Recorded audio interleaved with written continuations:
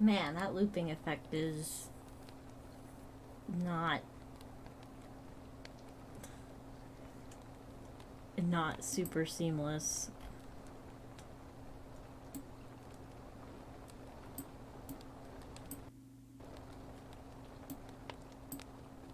Wonder if that would help or make it worse.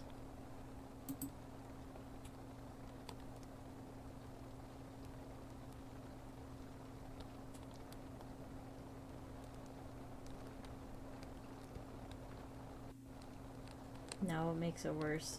Shit. Sneaked in for a couple of minutes while I wait for my friend to get out of the store.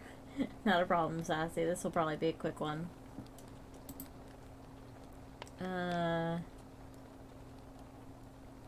we'll stay with this one.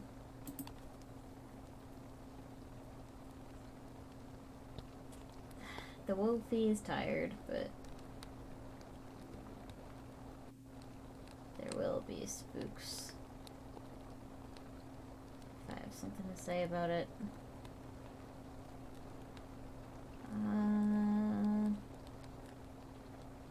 Let me see. Oh? What's up? Oh, bird fact. Did you know that in the main menu of Witchwood,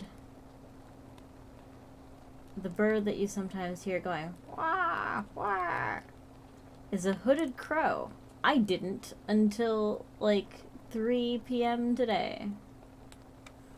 That's a bird fact. Oh, red-winged birdo. Oh, I could do that. Hold on.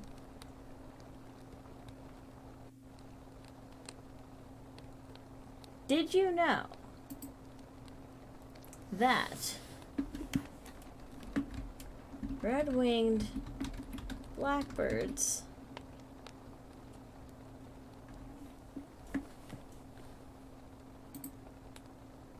are very cool? This is what they look like. They fluff up their little shoulder pads. The females are much more drab looking. They look like this. They're pretty elegant, though. That's hilarious. Wolfie was today years old when they found out. Yup. But yeah. They've got gorgeous wings. They like particularly to be near water. You don't really see them away from water. They like the reeds. But they've got these gorgeous shoulder pads up here. And they're bold. They'll attack anything. Trying to think of anything interesting about them. Well, they've got a whole bunch of songs, which you've probably heard, but females look like a completely different bird. That's the case with like a ton of warblers and quite a few sparrows. But yeah, they just look completely different. Are you not gonna play? Oh, you're loading?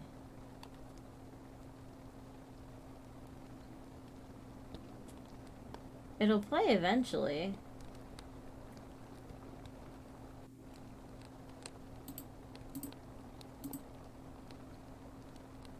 LNS catalog number 100740. Oh, this is like research shit, might be.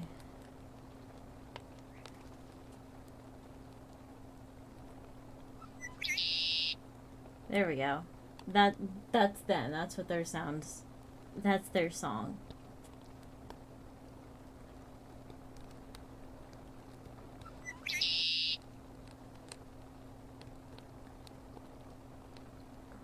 I hear it as "seize the day," but most people hear it as "wood wood woody."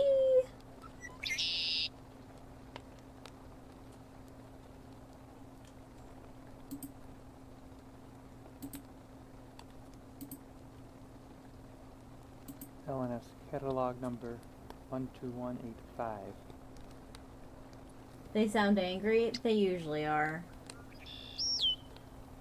Well, that's one I've never heard.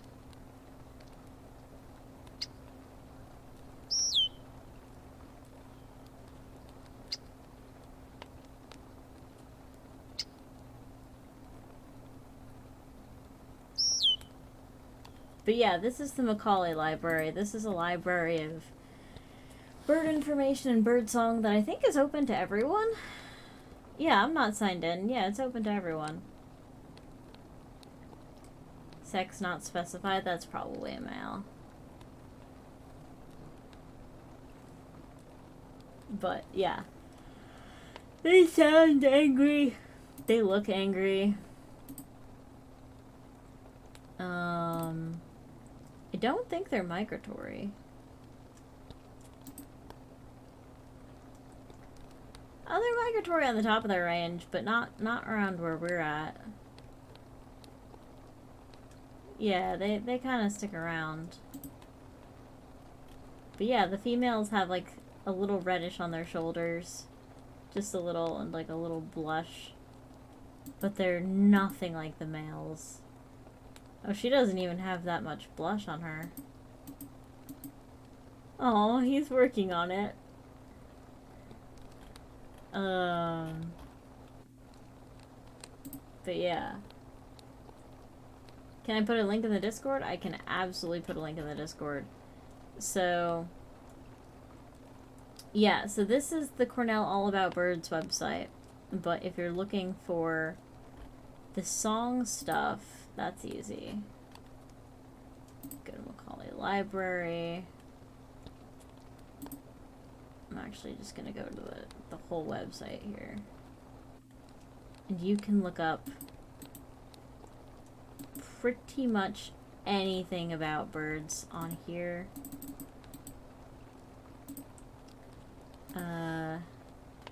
Yeah, I'll put it in Science and Nature. Doot. Then there's also Xenocanto, which is not just birds. Like, I can put gray tree frog. Oh, fuck off.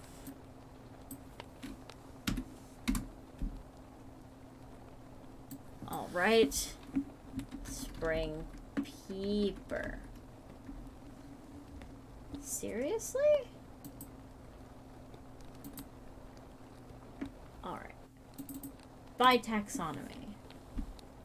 You guys don't have frogs? Really?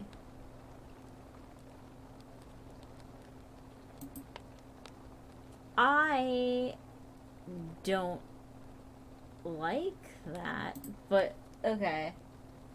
Well, there's plenty of birds. Let's do...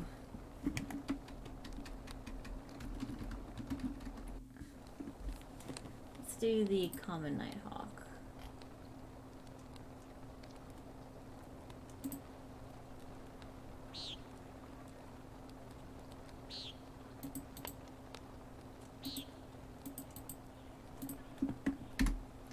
So yeah, you would just go there, and you can explore pretty much anything. I'm kind of surprised there isn't, like, frog call identification. America. There's a frog quiz.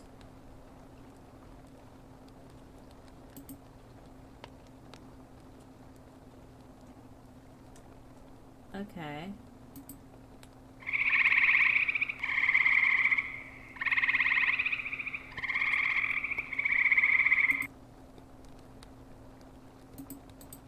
Yeah, that'll do. I could have sworn that no.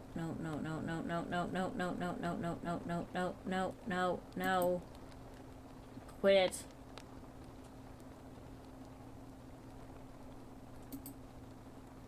it. Alright, you can stay.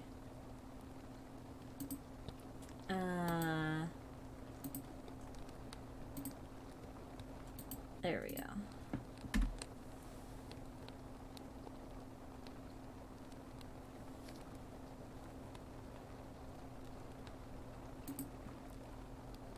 I'm actually curious about the frogs. Well, here's a wood frog.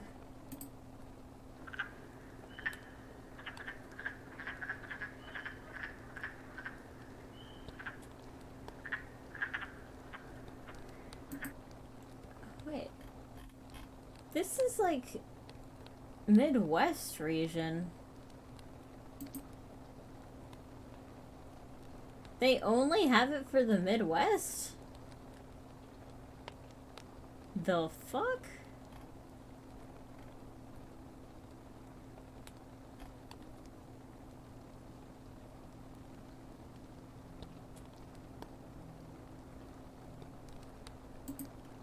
Really?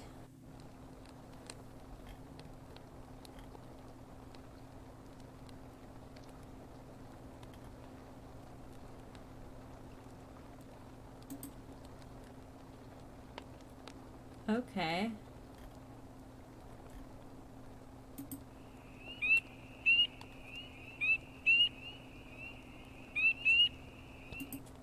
So that's accurate.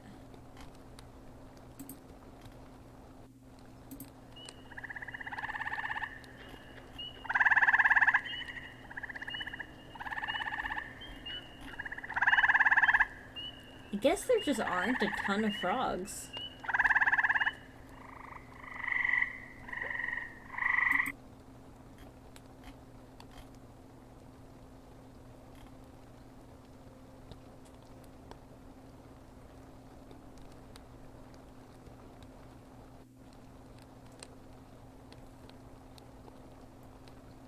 Huh.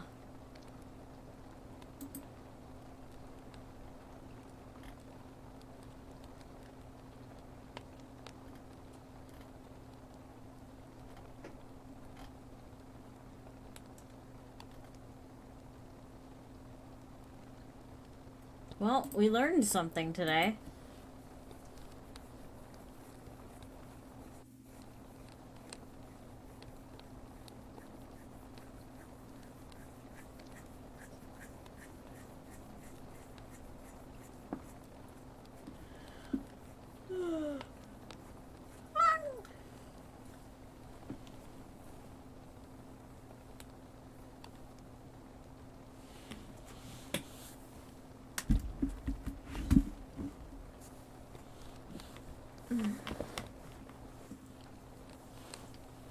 Sorry, I'm just stretching my leg. My muscles have been unhappy. Ugh. But let me see if I can get. Might have to play some frog sounds to get to sleep later. Honestly, frog sounds, there should be more, like, if you find a YouTube video of, like, frog sounds for sleeping, do share it and let me know about it, because that would be amazing. But frogs are cool. But I guess they're not as plentiful as birds, so you don't have, like, a website, like, all about birds for frogs. Which I think is bullshit. They should have one. Hit you with it if I find it. Thanks, Sassy. In the meantime, what do I want to do?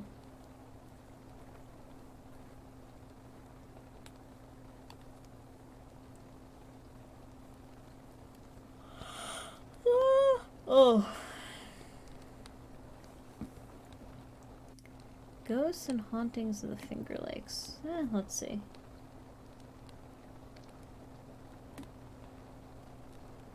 It's been a minute since I've shopped for even more of these books. Let's see here. There's the lake monster.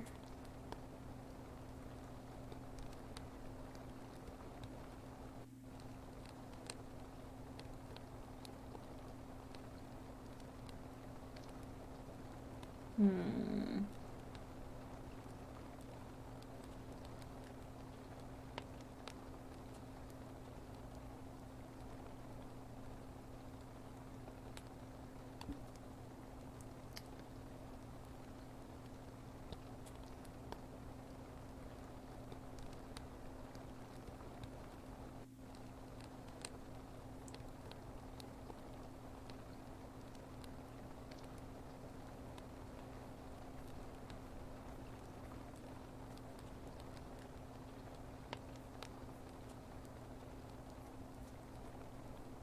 Hold on. Nope. This one is not quite it. Let's see.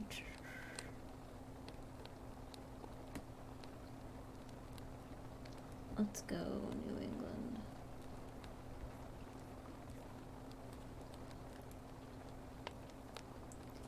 Do do do do do do do do do do do do do. I'm sorry, the witch sheep?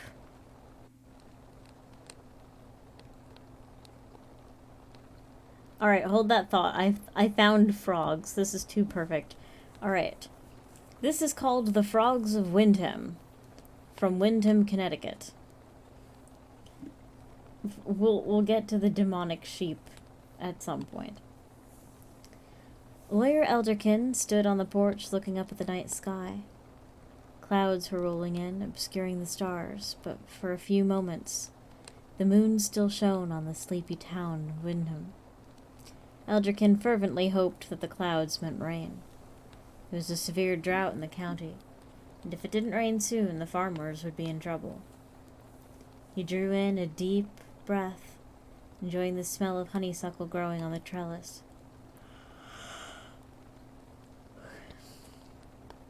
Mr. Elderkin, called his wife from the doorway. It is time for good folk to be in bed.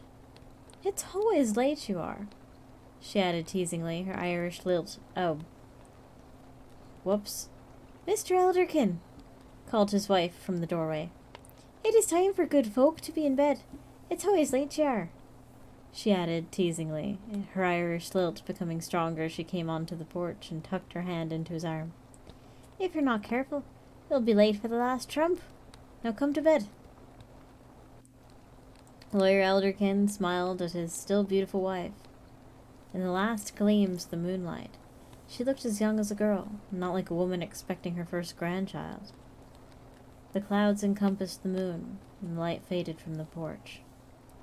Oh, by all means, Mistress Elderkin. Let us go to bed. He raised his eyebrows at her, and she giggled. Aw, that's cute. The Elderkins retired to their home and their well-deserved slumbers. Outside, the light wind stirred the trees and knocked lightly against the windows of the town. The town quieted down as the weary townsfolk snuggled into their beds and sank into peaceful repose, while the east wind danced through the dark clouds and whistled in the meadow outside town. It was just after midnight when the silence was broken by a terrible noise coming from the sky overhead. The screaming, screeching, roaring sound was like none had ever heard by the townsfolk. They came tumbling out of their beds in fright. "Injuns!" shouted Mr. Smith, the owner of the local shop, to his cowering wife. "It's got to be Injuns. Get the children and go down to the cellar." He grabbed his gun and ran down to the street, still in his nightclothes. He joined a growing crowd of people, most of them still in their nightclothes, a few wearing nothing but the covers from their beds. Some of the men were searching each building in town, trying to find the cause of the terrible noise that still roared overhead. A few carried guns. These men banded together with Mr. Smith to search for the natives. "It's the Last Judgment!" the woman screamed, and her words were echoed throughout the crowd. Children were crying and shouting, women were wringing their hands, and the minister was praying loudly over a devoted knot of folk who were on their knees. The Elderkins joined the terrified crowd, holding hands tightly so as not to be separated. Above them, the terrible screeching and roaring intensified, and in it, they could hear a name. Colonel Dyer. Whoops. Colonel Dyer. Colonel Dyer. Lawyer Elderkin gasped. That was the name of his rival, the only other lawyer in town. And then he heard it. His own name came through the roaring, screeching sky. Elderkin. Elderkin. Colonel Dyer. Colonel Dyer. The people nearest the Elderkins backed away. Oh, the devil's come for them! A little boy screamed and ran for his mother. Nonsense! Shouted Colonel Dyer. Colonel... Fucking shit, dog. Colonel Dyer. Dyer. Shoving his way through the crowd to the Elderkins and pulling his frightened wife behind him. Mistresses Dyer and Elderkin, who usually treated each other with a marked coolness of manner, clung to one another like sisters. We're God-fearing people. Even the devil wanted to claim us. The Lord would save us, shouted Lawyer Elderkin. Above the town, the roaring continued. Colonel Dyer, Elderkin, Elderkin, Colonel Dyer.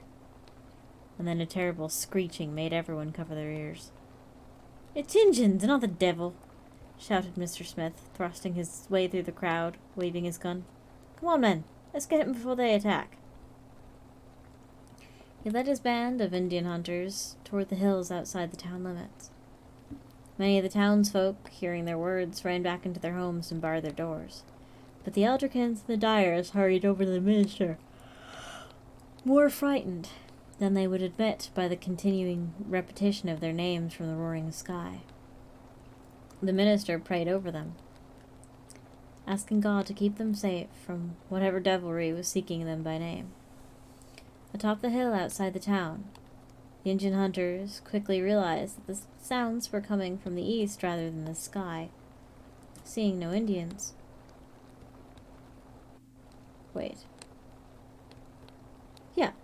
Seeing no Indians, the men beat a hasty retreat from the terrible roaring, not wanting to be involved in whatever devilry was taking place. Gradually, the sound lessened. The repetitions of Colonel Dyer and Elderkin faded away into a continuous dull roaring. After hearing Mr. Smith's report on the source of the sound, the minister walked to the eastern boundary of town and prayed for the protection of the people. This prayer, coupled with the gradual lessening of the sound, reduced panic, and most people went back to their homes. The Elderkins sat on their front porch with the Dyers, waiting for the terrible sounds to fade away completely. Toward the dawn, all was silent again but for the wind blowing in the trees. At dawn, Colonel Dyer and Lawyer Elderkin, along with Mr. Smith, the minister, and a few other bold folk, set off eastward in search of the terrible disturbance. About 3/4 of a mile outside town, they came to the mill pond. They stopped and looked down upon the source of the terrible roaring sound. The pond was nearly dry, except for a deep ditch that ran through it, and surrounding the ditch were the bodies of thousands of bullfrogs, which had waged a terrible and prolonged battle during the night for possession of the remaining water in the pond. Even now, a few stubborn frogs on the north side of the ditch were crawling toward their enemies, croaking a battle cry that sounded remarkably like Colonel Dyer, and the ones on the south responded with a cry of Elderkin too, Elderkin too. The atmospheric conditions of the night before had magnified the sound so that it seemed to be coming from the sky above town. After a moment's stunned silence, the men laughed until tears rolled down their cheeks, and Colonel Dyer had to be picked up off the road. Dyer and Elderkin each claimed one of the remaining belligerent frogs to offer as proof of the source of the sound. And ever after, the lawyers delighted in producing their strange pets and telling the story of the fighting frogs of Wyndham. Okay, that was kind of cute.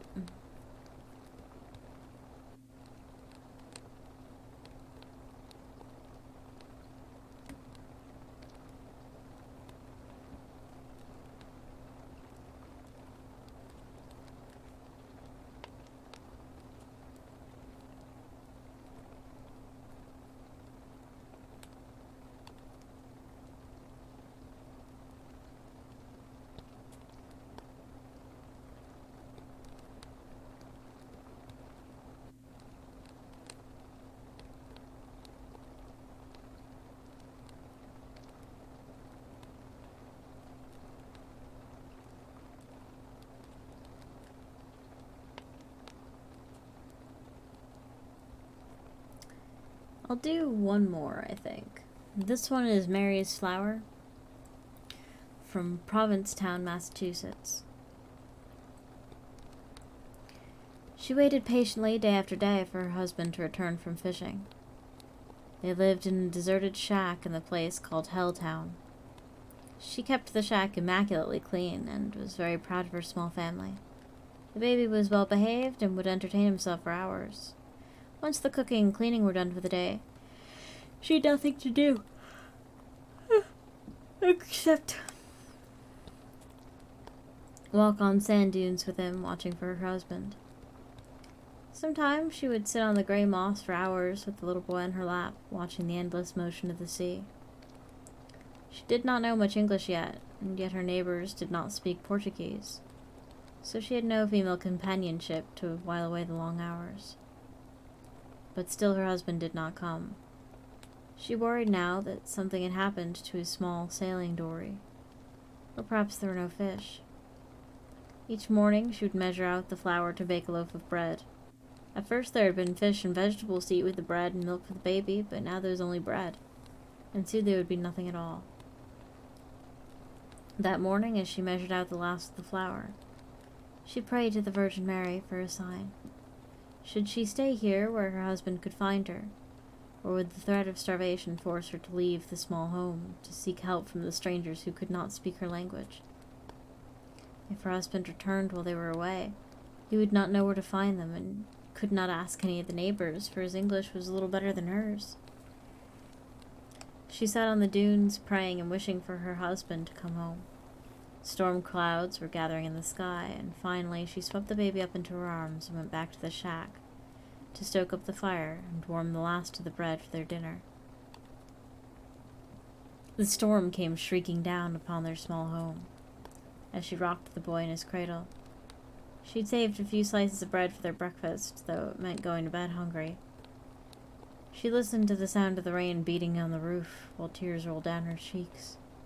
Where was he? Why did he not come home? A knock sounded on the door.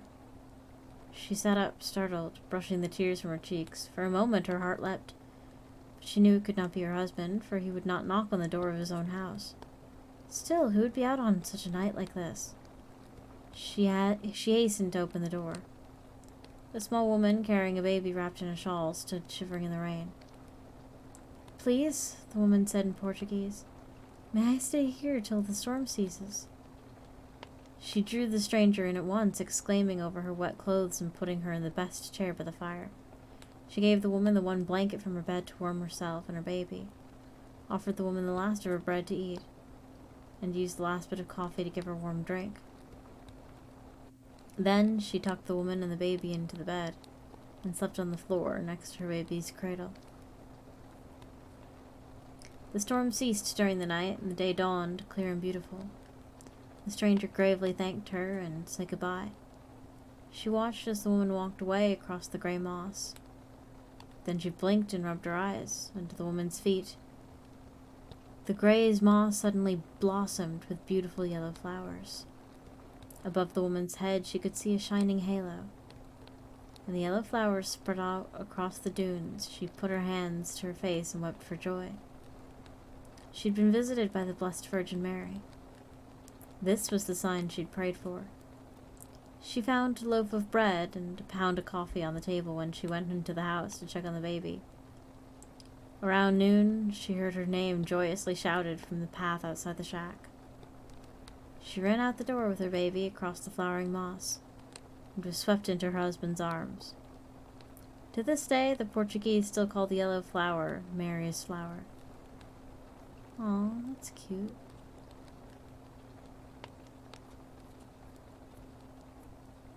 It's not much of a spooky story, that's just wholesome.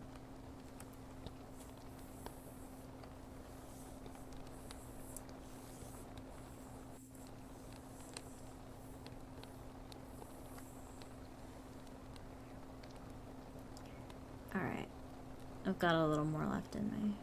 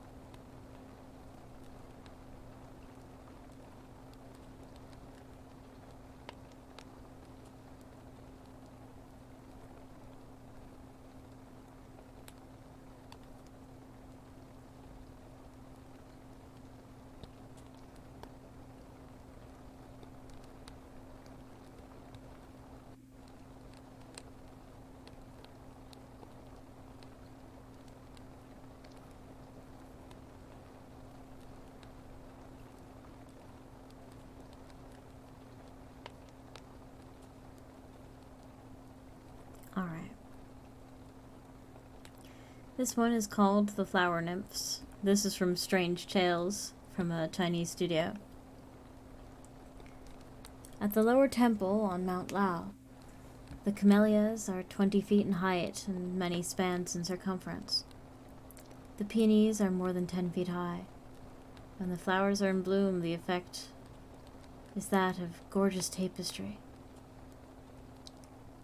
There was a Mr. Huang of Jiaozhou who built himself a house at that spot for the purposes of study, and one day he saw from his window a young lady dressed in white, wandering around the flowers. Reflecting that she could not possibly belong to the monastery, he went out to meet her, but she had already disappeared. After this, he frequently observed her and at once hid himself in the thick foliaged bush, waiting for her to come. By and by she appeared, bringing with her another young lady, dressed in red, who, as he noticed from his distant point of observation, was an exceedingly good-looking girl. When they approached nearer, the young lady in the red dress ran back, saying, "There's a man here!" Whereupon Mr. Wong jumped out upon them, and away they went in a scare, with their skirts and long sleeves fluttering in the breeze, and perfuming the air around. Wong pursued them as far as the low wall, where they suddenly vanished from his gaze. In great distress at thus losing the fair creatures, he took a pencil and wrote down on the tree the following lines: The pangs of love my heart enthrall. As I stand opposite this wall, I dread some hateful tyrant's power, with none to save you in that hour. Huh? Returning home, he was absorbed in his own thoughts, when all at once the young lady walked in, and he rose up joyfully to meet her. "I thought you were a brigand," said his visitor, smiling. "You nearly frightened me to death. I did not know you were a great scholar whose acquaintance I now hope to have the honor of making." Mr. Huang asked the young lady her name, etc., to which she replied, "My name is Xiang Yu, and I belong to Pinkang Xiang, but a magician has condemned me to remain on this hill much against my own inclination." "Tell me his name," cried Huang, "and I'll soon set you free." "Oh, there's no need for that," answered the young lady. "I suffer no injury from him, and the place is not an inconvenient one for making the acquaintance of such a worthy gentleman as yourself." Huang then inquired who was this young lady in red. Yo, Thunder Kitty. And she told him that her name was Jiang Xue, and that they were half-sisters. "And now," added she, "I'll sing you a song, but please don't laugh at me." She then began as follows. "In pleasant companies the hours fly fast, and through the window daybreak peeps at last. Ah, would that, like swallow and his mate, to live together were our happy fate." Huang here grasped her hand and said, "Beauty without and intellect within, enough to make a man love you and forget all about death. Only one day's absence being like the separation of 1,000 miles. I pray you come again whenever an opportunity may present itself." From this time the young lady would frequently walk in to have a chat, but would never bring her sister, in spite of all Mr. Huang's entreats. Huang thought they weren't friends, but Xiang said her sister did not care for society in the same way that she herself did, promising that at the same time to try to persuade her to come at some future day. One evening, Xiang Yu arrived in a melancholy frame of mind, and told Huang that he was wanting more when she couldn't even keep what he had got. "For tomorrow," she said, "we part." Huang asked what she meant, and then wiping away her tears with her sleeve, Xiang Yu declared that it was destiny, and that she couldn't well tell him.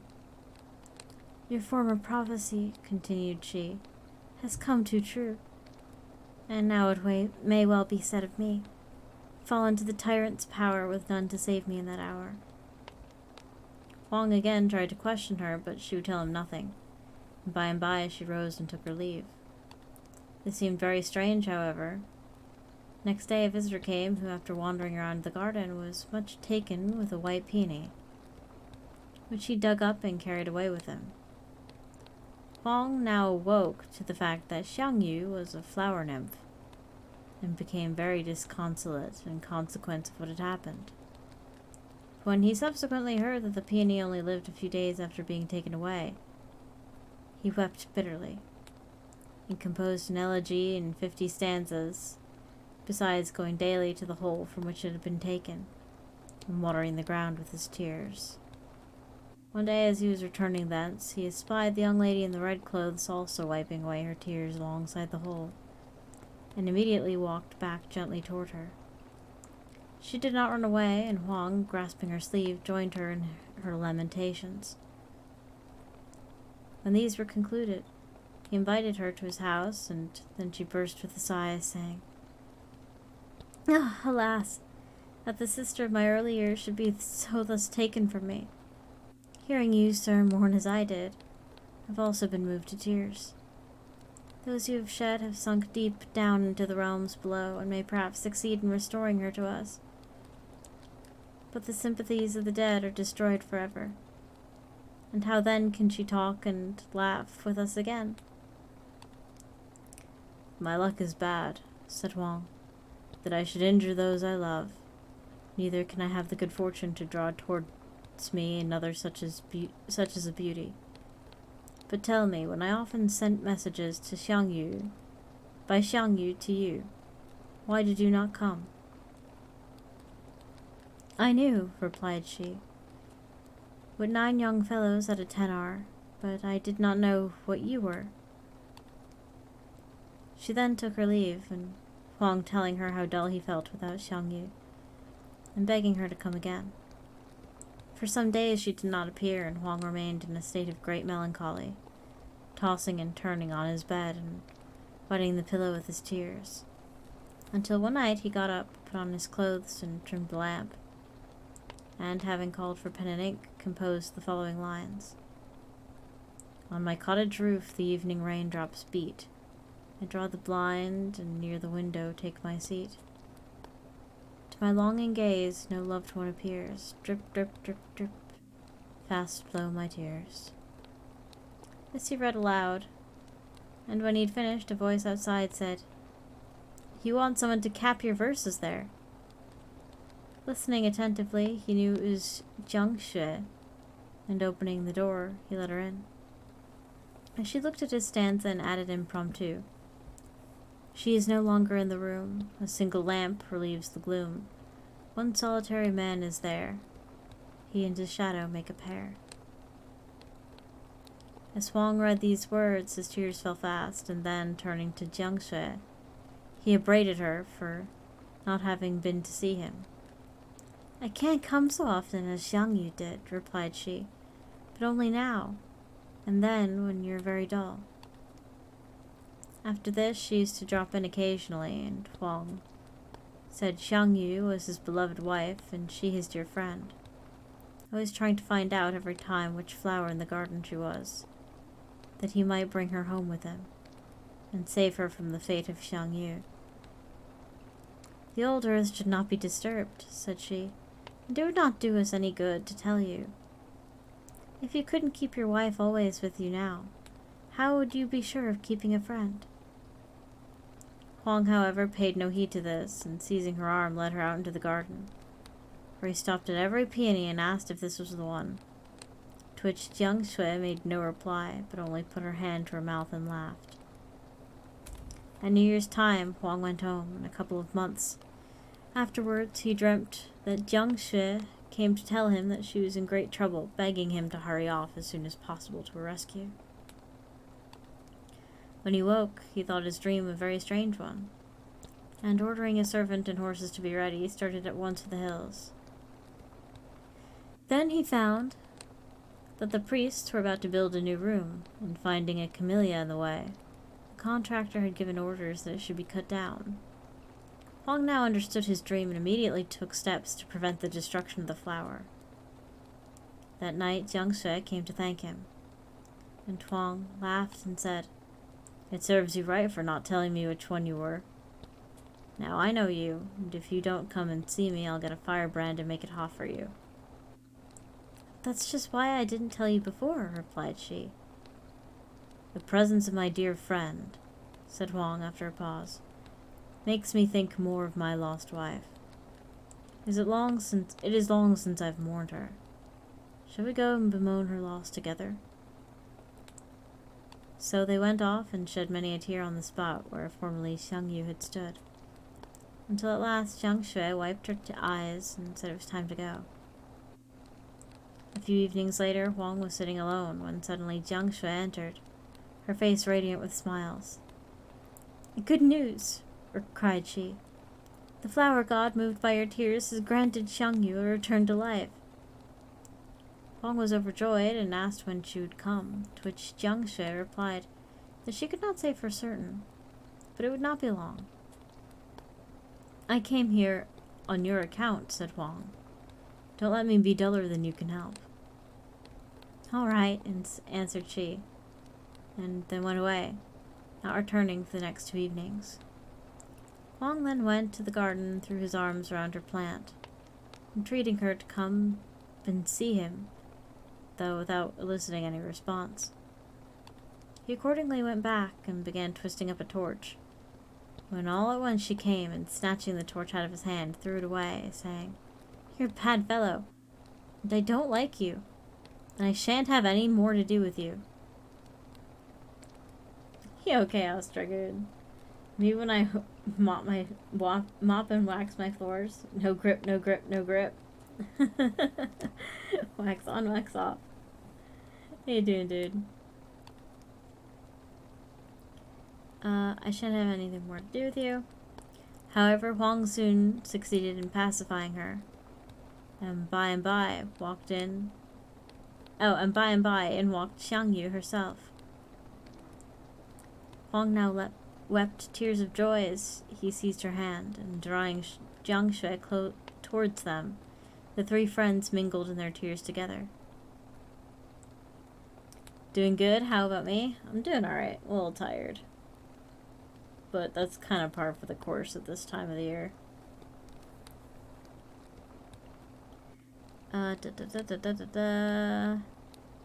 Mingled in their tears together.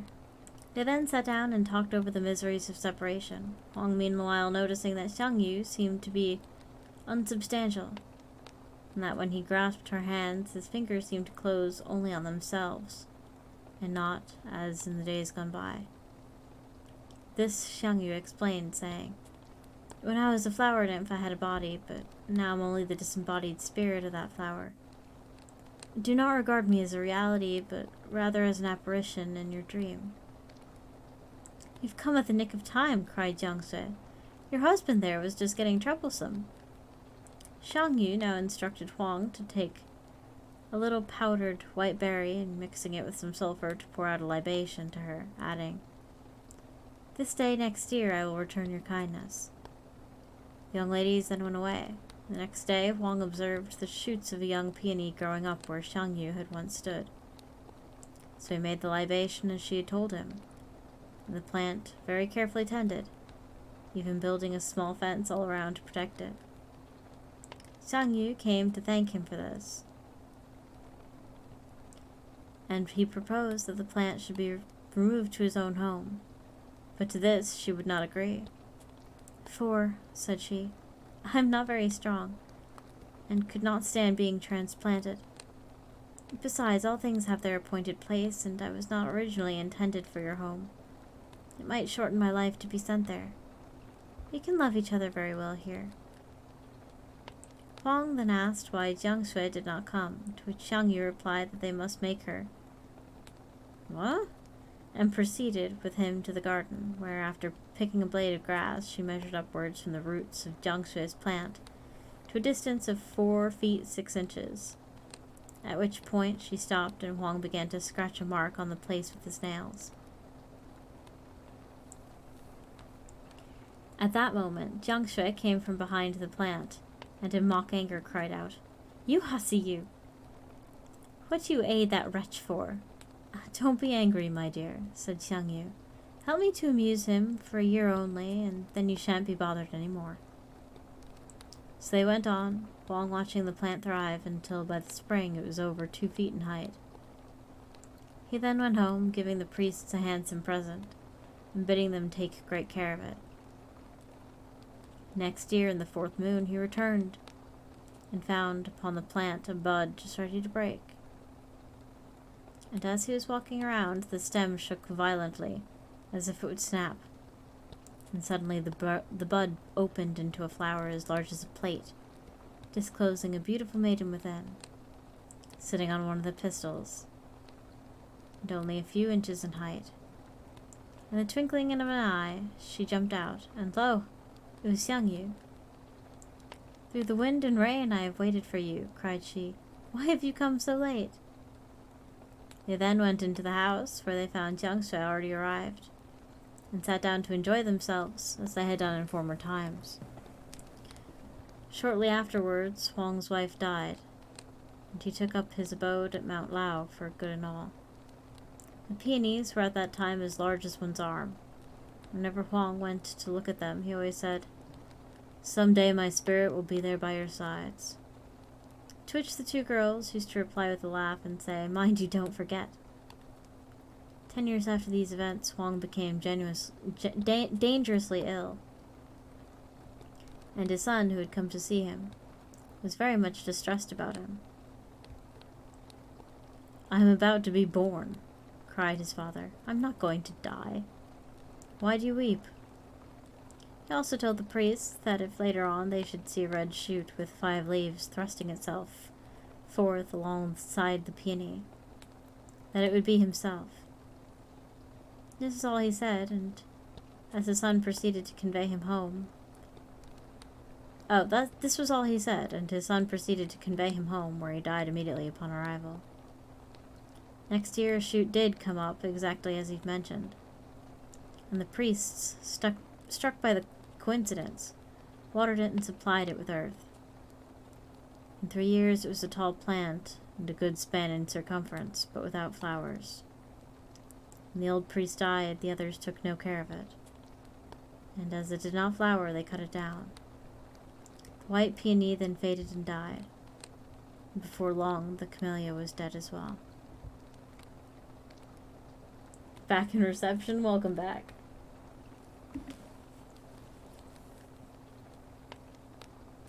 Oh.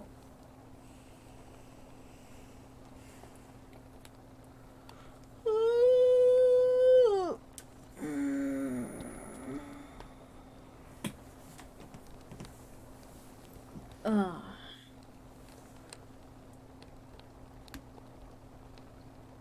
Man, everyone's just arrived and I'm already running out of steam. I'm ashamed of myself a little bit.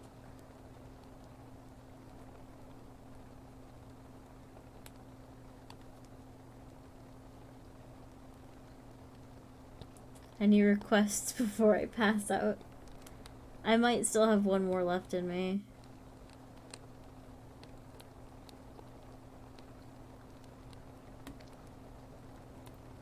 It happens, yeah.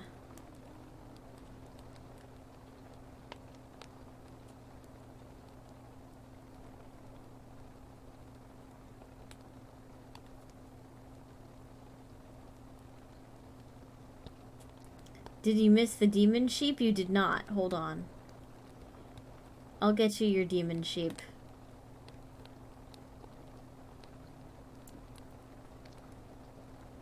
No, I was saving the demon sheep for you. Alright, let's get the demon sheep up in here.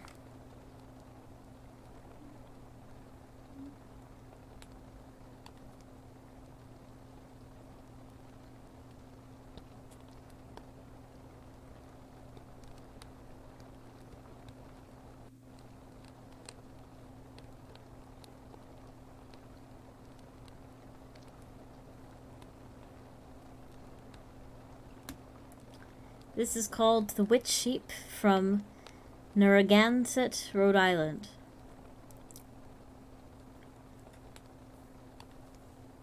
Old Benny Nichols lay abed on Christmas morning in the year of 1811, unable to sleep. The room was gray with a pre-dawn light, and Benny tossed and turned, wondering why he couldn't sleep. Much to his resentment, his wife Debbie never stirred. Finally, Benny lit a candle and went to look at the clock on the fireplace mantel. The hands pointed 9 o'clock. Hold on.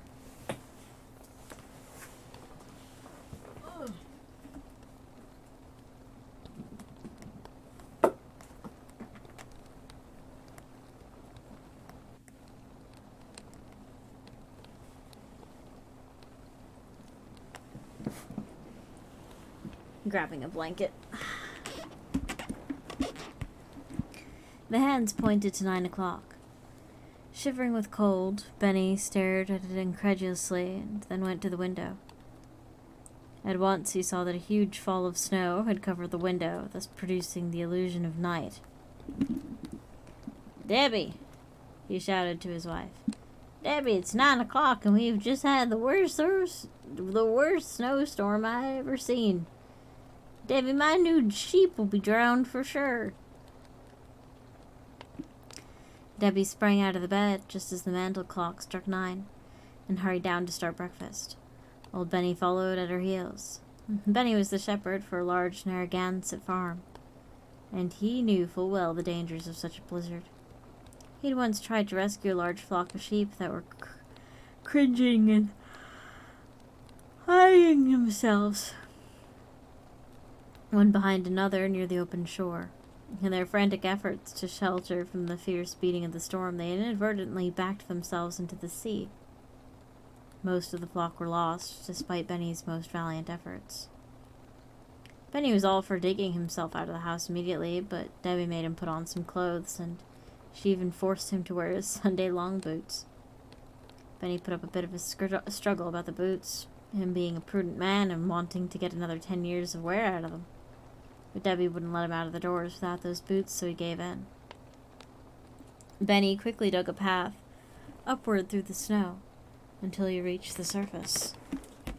There he saw at once that the wind had blown the snow away from the water, so none of the flock would have been drowned.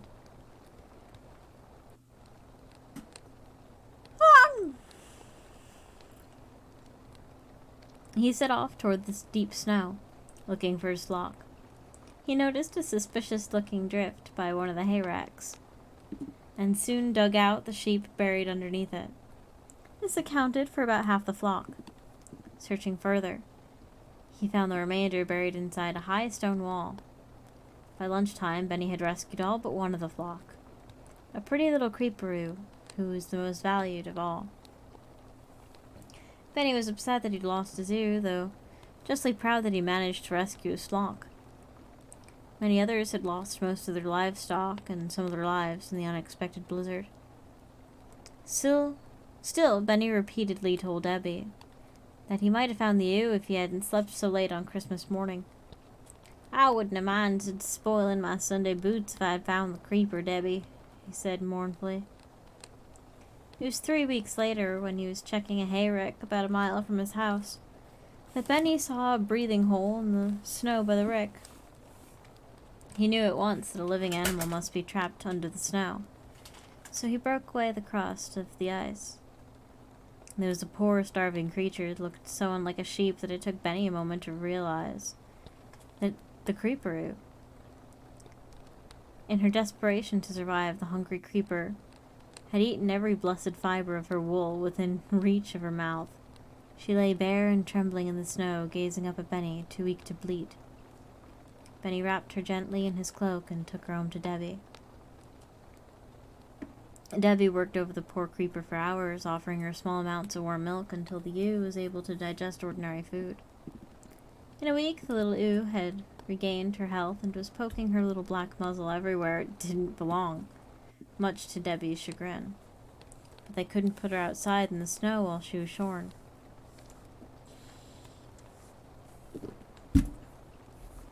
Oh. So Debbie decided to make her a false fleece that would keep her warm until spring. We have read this one before, I'm remembering. Debbie took an old blue coat that used to belong to her son and cut the sleeves to just the right amount to fit the front legs of the little ewe, whom she had named Nanny. At the waist of the blue coat, she attached 2 sleeves from an old red flannel shirt.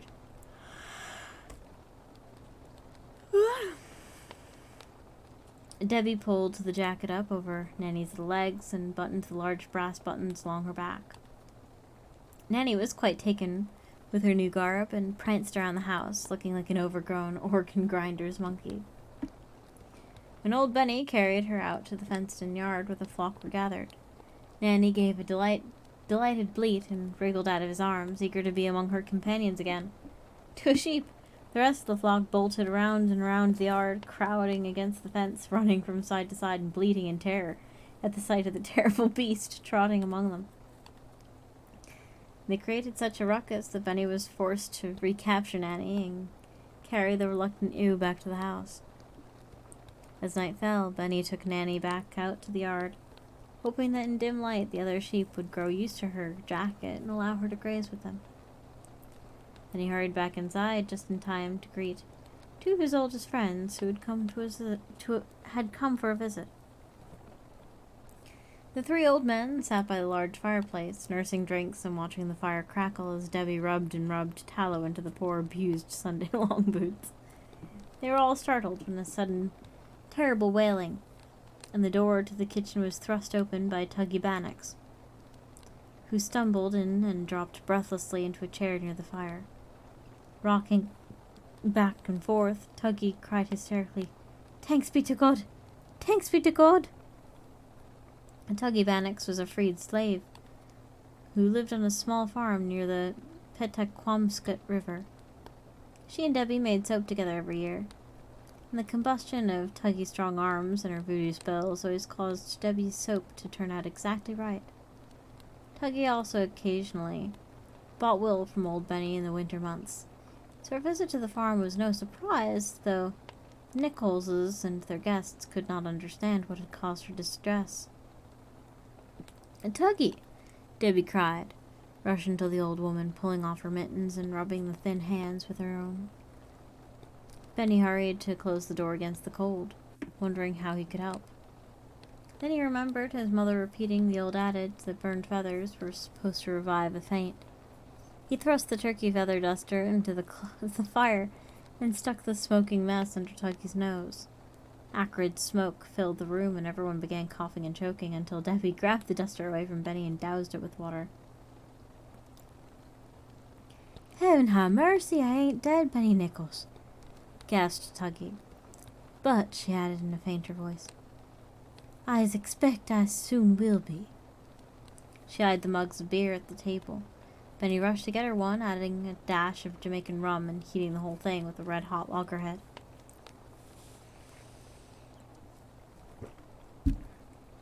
Tuggy accepted the drink with alacrity. When she finished it, she was ready to tell her story. "Well, I told you a few weeks back, Miss Nichols, that I'm being witch-rid by old Mum Amy. You see, I was trying to work a charm on her first. Not to hurt her, of course. I just wanted to bother her a bit. Well, I had the spell boiling away in the kettle when she walks in without knocking and asks me what I'm cooking. I don't want her to know I'm cooking up a spell to put on her, so I say I'm making glue and I takes the pot off the fire. 'Cause now me spell's ruined, and Mum Amy knows it. And ever since that day I've been witch-rid." Tuggy paused, waiting for a response from her audience. Benny and his old cronies nodded solemnly, and Debbie gave a horrified gasp. Satisfied, Tuggy pointed dramatically to her mouth. "See these marks on the corner of me mouth?" she said. Debbie nodded eagerly, hanging over her every word. "Them marks are on account of Mum Amy's been riding me in my sleep, all over Ridge Hill and Boston Neck. I wake up so tired most mornings I can hardly walk. And I've been pinched in the night my hair's been pulled. Even me butter won't come out right lest I drop a hot horseshoe into the cream and drive Mum Amy out of it. So I decided to lay a trap for her, to see if she's really a witch. I watch for Mum Amy till she walks toward me down the road. Then I drops a silver 6pence in her path, Well, Miss Nichols, before she gets to it, Mum Amy turns and goes back the way she came. Prove enough, says I, 'cause Aaron knows a witch can't step over silver. No, indeed, Debbie said, and the man nodded in agreement. Well, Benny Nichols, Tuggy cried, flinging her free arm wide, I just seen that old witch Mum Amy a riding and a chasing your sheep out there in the moonlight. And sure as you're born, you'll find them all dead come in the morning. Benny was thunderstruck. He wanted to run out and save his sheep, but he was too superstitious to face a witch like Mum Amy. What'd she look like, Tuggy? Debbie asked in a whisper. What was she doing out there? Well, Miss Nichols, witches don't never take their true form when they goes out as witches Sabbath. Mum Amy was long and low to the ground, sort of like a snake. She was running and a springing and a chasing them poor sheep all around the yard. They's in quite a panic. She was wearing her old red and blue Injun blanket. That's how I knowed her. And she had sparkling gold dollars all down her back. Those wages of the devil for sure. She was lashing her long black tail as if she was the devil herself. It sounds just like the devil, cried Debbie excitedly. Or maybe the creeper. Benny struck his forehead with his palm and burst out laughing. He'd forgotten about little Nanny and her brightly colored jacket. Gasping with merriment, he explained to his cronies that the witch was really his creeper sheep in the false fleece. He offered to go alone to face the devil in the field and bring her in to prove it. Tuggy was insulted. She jumped up and shook her fist angrily at Benny, ignoring Debbie's placating remarks that Benny was probably wrong, and it was Mum Amy out in the field. Then Tuggy stopped her ranting, and a malicious smile lit up her face. She shook Debbie's hand off her sleeve, gathered her mittens, and marched to the door. They could hear her muttering to herself as she stomped away. Best to stop such outrageous goings on now, dressing sheep up like they was witches and scaring a poor old woman. But Tuggy Bannocks knows how to stir up a spell or two, so's they won't laugh at witches no more. Benny Nichols, now look what you've done, Debbie said severely. Benny just laughed at Tuggy's threats. But as the days passed, Debbie and Benny knew that Tuggy really had witched them. Their cakes and roasts were always burned, no matter how carefully they were tended. Their chimneys spat smoke and soot at them. And they could hear Tuggy dancing on the roof and shouting down the chimney at them when the wind grew wild.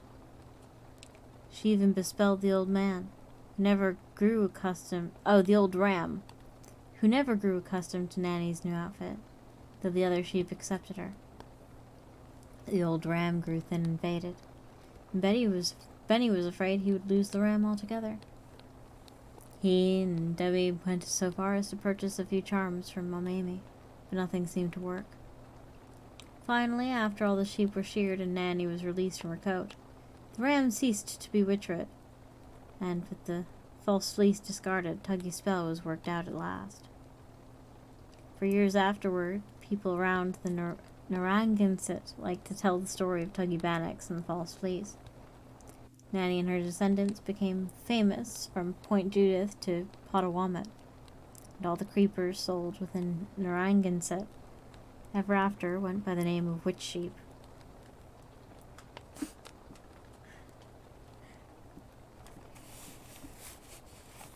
That's still such a fun story, though.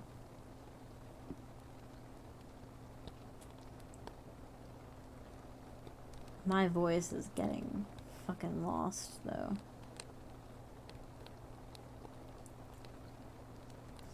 But Aviary Attorney is tomorrow, so I'll save it a little bit for that, and I might actually get to sleep a little early. I'm feeling a little poorly. It's cute. Yeah, this is a good book. I like this book. It's called Spooky New England, compiled by S.E. Schlosser.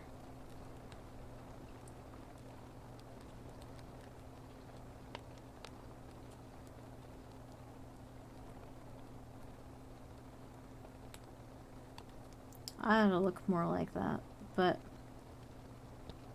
Get some rest. Yeah, I will. In the meantime, do not eat or drink any questionable substances. Make smart decisions to not die. Dying is absolutely forbidden, and I will see you all. Love you, wonderful people, at a later time.